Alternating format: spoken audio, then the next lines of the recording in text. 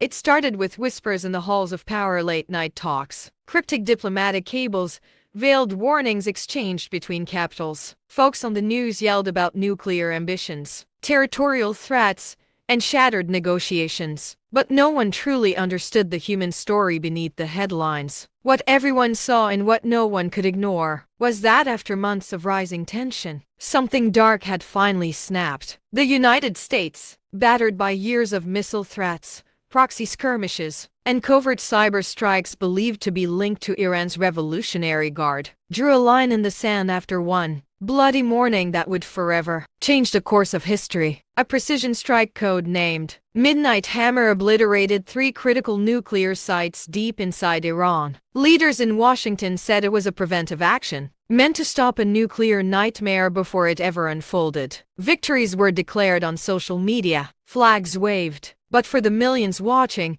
there was a hollow ache beneath the spectacle. Wikipedia. In Washington, families gathered around TVs late into the night as the president, speaking with shaky resolve, spoke of pride and protection. Veterans wept at the bravery of our boys in uniform. Patriotic anthems echoed in bars from Seattle to Miami, but miles away, in Tehran, the sky was shredded by explosions that ripped through cities once full of laughter and dreams, now hushed under ash and dust. Civilians huddled with children as sirens wailed into the night. For the world, the reason why this war began was simple on paper.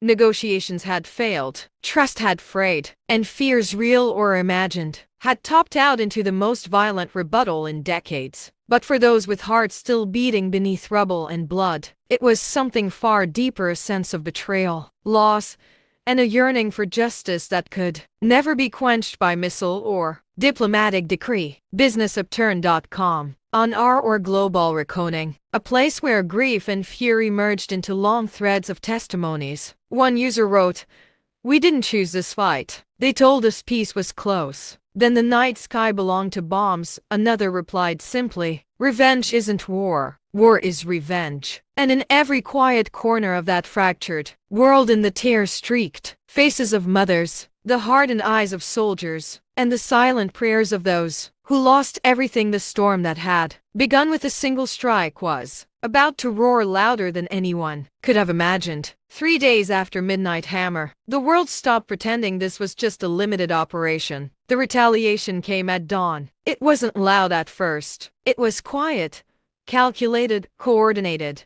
Cargo ships in the Gulf reported sudden drone swarms slicing through the morning haze. A U.S. naval destroyer lit up the sky with defensive fire as alarms screamed across its steel decks. Somewhere in the desert, an American base lost power for exactly 47 seconds, long enough for encrypted systems to glitch and classified networks to bleed. Iran didn't announce revenge. They demonstrated it. State television in Tehran replayed footage of the shattered nuclear facilities over and over, calling the American strike an act of humiliation, an assault on sovereignty. The Supreme Council vowed a response that would be measured but unforgettable. But on Reddit, on or Global Reckoning, no one believed the word measured anymore. User Desert Witness posted shaky footage of smoke rising near the Strait of Hormuz. They said America thought it could hit us and walk away. We don't walk away. Across the ocean, in a small apartment in Virginia, Ethan Cole, cybersecurity analyst, former Marine, stared at his laptop as financial markets flickered like dying stars. Iranian-linked hackers had breached multiple U.S. infrastructure systems overnight. Power grids in 2 states faltered.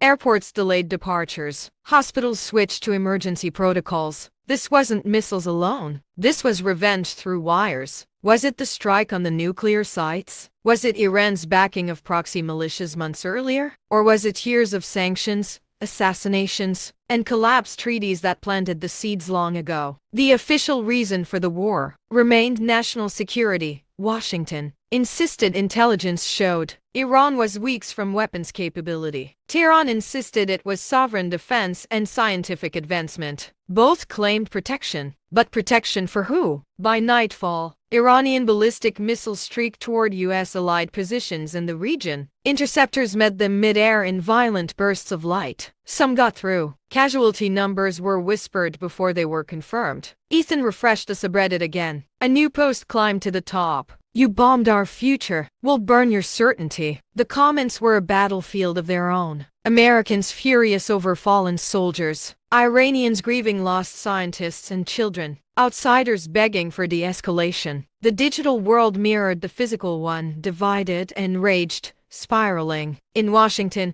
emergency meetings ran past midnight. In Tehran, commanders mapped the next strike. Oil prices spiked. Alliances shifted. Nations picked sides. And somewhere between the smoke in the desert and the glow of laptop screens, one terrifying truth settled in. This wasn't about a single operation anymore. It was about pride. And pride, once wounded, doesn't negotiate. It retaliates. By the end of the first week, the word conflict disappeared from headlines. It was war. The United States moved carrier strike groups deeper into the region. Fighter jets roared across desert skies, their shadows slicing over ancient cities and oil fields alike. Iran responded with precision. Missile launches targeting allied installations and strategic shipping lanes. Insurance companies froze coverage in the Gulf. Oil tankers rerouted. The global economy trembled like glass about to shatter. But the battlefield wasn't just sand and sea. It was satellites. Late one night, communications flickered across parts of Europe and Asia.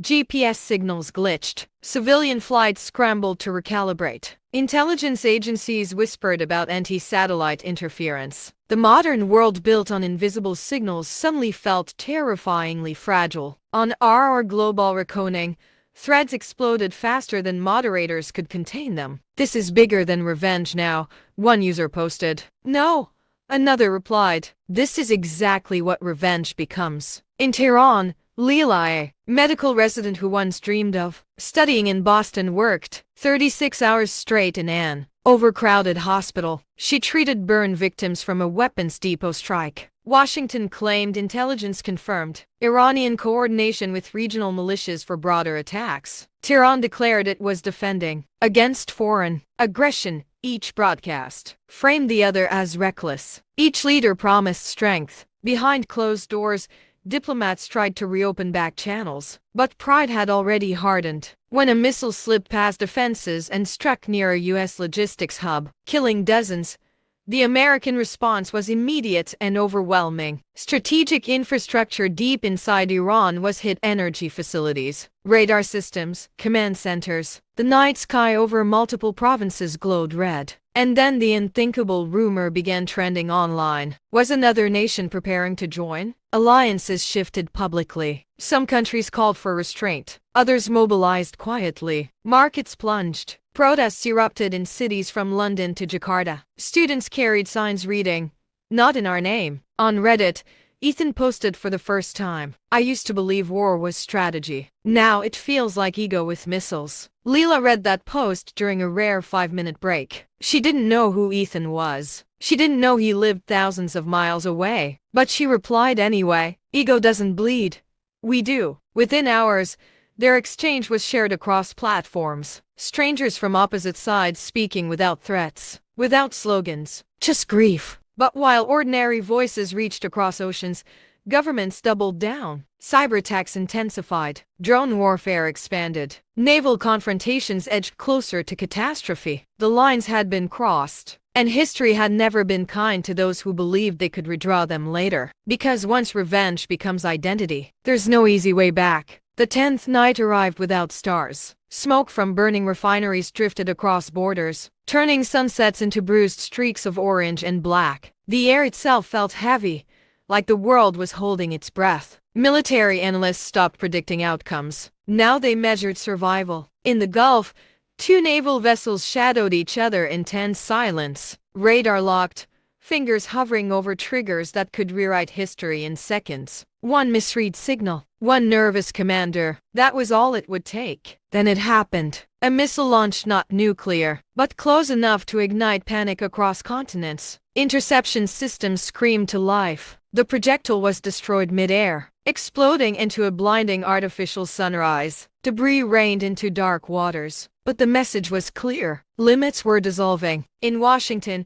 evacuation plans for diplomatic families were activated. In Tehran, air defenses remained on permanent alert, their crews running on caffeine and fear. Civilian shelters overflowed, grocery shelves emptied. Rumors moved faster than facts. Ethan hadn't slept in 40 hours. Cyber intrusions were escalating beyond military targets, financial records wiped, communication satellites jammed, hospital databases corrupted. This was no longer battlefield strategy. It was pressure. Crush the systems, break morale, force surrender. Leela walked home past shattered glass and silent storefronts. A little boy nearby asked his mother if tomorrow would be normal again. She didn't answer. On our global reckoning, the tone shifted. Less rage, more dread. Is this how it ends? Someone posted. It doesn't end. Another replied. It escalates. World leaders gave speeches filled with words like deterrence, proportionality, sovereignty. But behind the rhetoric was something raw, the unwillingness to appear weak. And that unwillingness was pushing the planet toward a point no one could undo. Intelligence reports hinted at expanded targeting lists, new weapons authorized, broader theaters of operation considered. Allies demanded clarity, rivals prepared contingencies. The war had begun as retaliation. Now it was momentum. And momentum doesn't ask who's right. It only asks how far you're willing to go. The breaking point didn't arrive with a mushroom cloud. It arrived with silence. For 48 straight hours, both nations unleashed everything short of total annihilation: cyber offensives, strategic airstrikes, naval blockades tightening like a fist around global trade. Oil prices shattered records. Markets collapsed. Protesters flooded streets in dozens of countries demanding one thing: stop. Then something unexpected happened. A classified communication channel dormant for years flickered back to life. No cameras, no speeches, no victory banners, just two exhausted delegations staring at the cost of pride. In Tehran, power grids were unstable. In Washington, financial infrastructure had taken deeper damage than officials admitted publicly. Intelligence briefings painted a terrifying projection. One more escalation cycle could trigger regional chain reactions impossible to contain. Revenge had reached its ceiling. Ethan watched a news feed freeze mid-sentence. Ceasefire talks confirmed.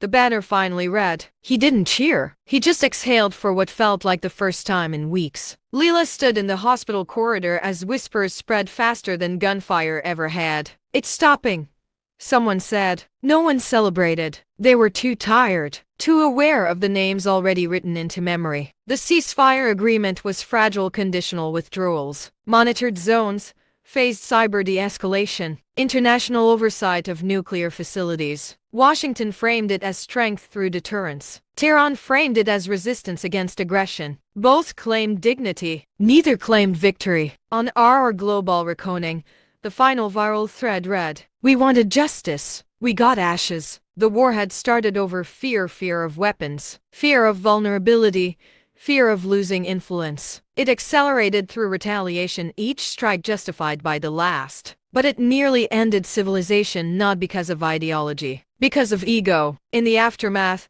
cities rebuilt slowly. Sanctions shifted. Negotiations resumed under stricter scrutiny. The world learned again how thin the line truly was between strategy and catastrophe. Ethan sent one final message into the thread. Maybe the bravest revenge is choosing not to continue. Hours later, Leela replied, maybe peace is the only victory that doesn't bury children. The missiles stopped, the sirens faded, but the lesson lingered like smoke in the air. When nations choose revenge, everyone pays. And when they finally choose restraint, it feels less like triumph